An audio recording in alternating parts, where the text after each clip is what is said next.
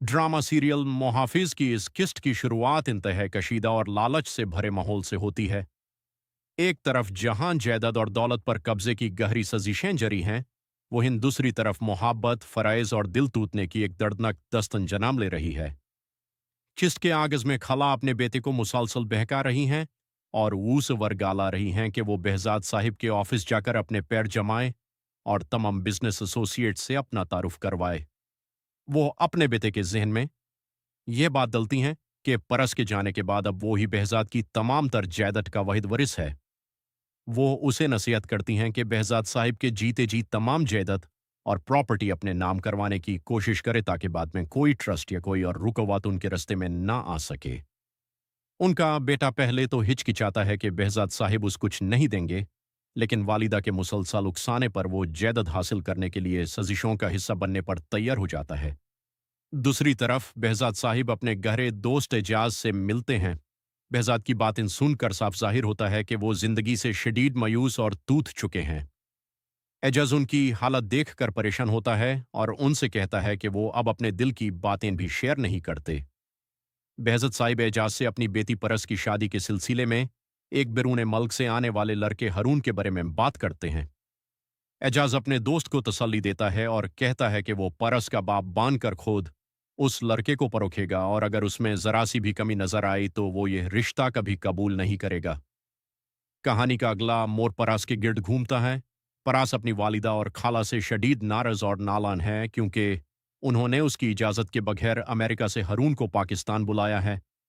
परास साफ लफ्जों में कह देती है कि वो अभी शादी नहीं करना चाहती और न ही वो किसी के साथ जबरदस्ती रिश्ते में बंधना चाहती है।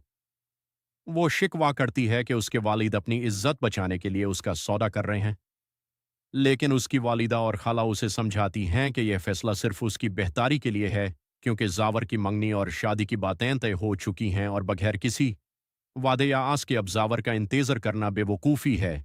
बिल आखिर शदीद दबाव और हालत की मजबूरी के तहत परस हारून से मिलने पर रजामंदी जाहिर कर देती है। इधर जवर और परस के दरमियान केमिस्ट्री और जाज़बत इंतहाई पेचीदा हो चुके हैं। जवर जो कि behzad साहिब का बाएतिमाद और फर्शनास मुहाफिज बॉडीगार्ड हैं, वो परस से अपने दिल के जज्बत और फर्ज की कशमकश में मुब्तला है। जवर जब परास की शादी के बारे में बात सुनता है तो अपने जज्बत को काबू में रखने की कोशिश करता है, लेकिन वो ये भी वाजे करता है कि परस की हिफाजत उसकी नौकरी और पहली ड्यूटी है जिसे वो पूरी जिंदगी निभा सकता है।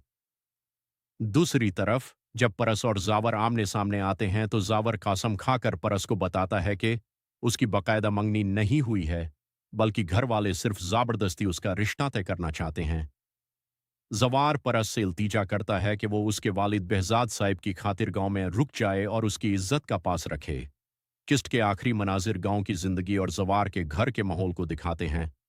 गांव में जवार की कजन रेशम, जिसके साथ जवार की शादी की बातें चल रही हैं, शदीद खौफ और हसद का शिकार है।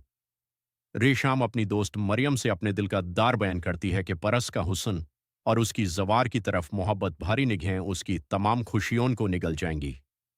यूसे डर है कि जवार शहर की रंगीनियों और परस की मोहब्बत में आकर उसे छोड़ देगा। मरियम उसे तसल्ली देती है कि अल्लाह पर भरोसा रखे। किस्त के इख्तातम पर जावर परस को अपने गांव के घर लेकर आता है जहां वो अपने घर वालों, अपनी वालिदा, चची और रेशम से परस का तारुफ करवाता है। जावर बताता है कि परस मैडम उसके बॉस की बेटी हैं और कुछ दिन उनके घर मेहमान बनकर रहेंगी।